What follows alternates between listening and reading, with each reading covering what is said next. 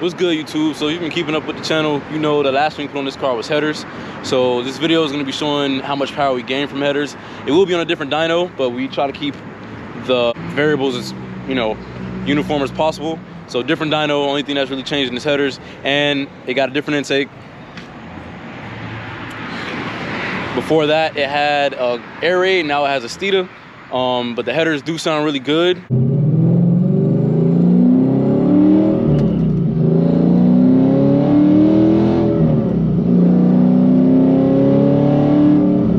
We do have a whole video comparing the headers with the catback to the catback before the headers, and I think it sounds really good. But last time I was on the dyno was bolt-ons. It had an 18 manifold, air raid intake, and AW track condition exhaust with a couple other things. I'll put them down in the description, or you can go back and check those videos out. But I think it made 421 wheel and 385 torque.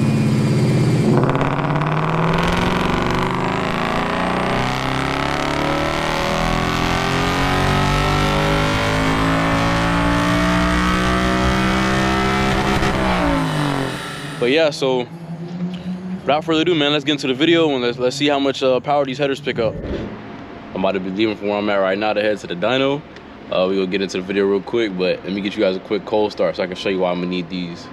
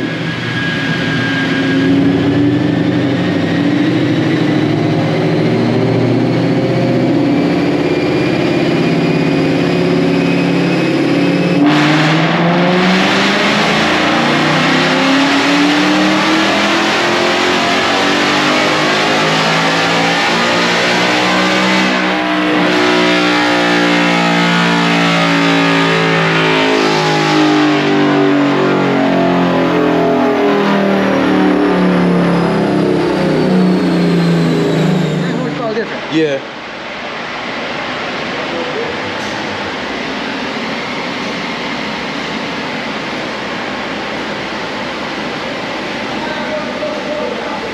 So on the last dyno we used to put in a standard, so we switched it over to standard from you so we can get more of an apples to apples comparison. So I mean, as of right now, it made 421 before, 385, and right now it's making 435 and 403 on pump gas, and it's standard STD smooth and 5. So yeah, SAE is gonna read a little bit lower, it's about 3 or 4%, so that makes sense. But just for the, you know, apples to apples comparison, I had them put it in standard, but not bad, not bad.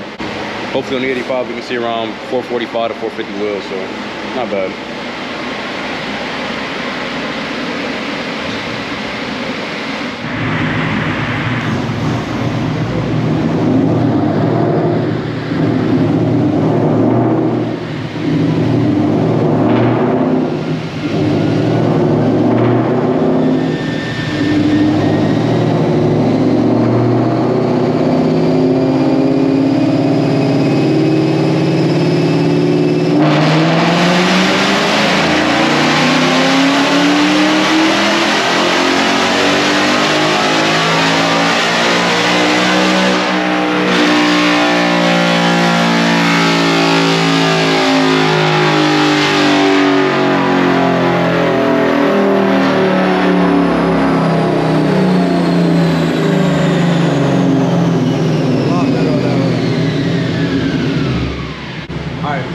So could you switch these back over to SAE too, just like? Okay, all right. Got a little cooler from the first class. Yeah.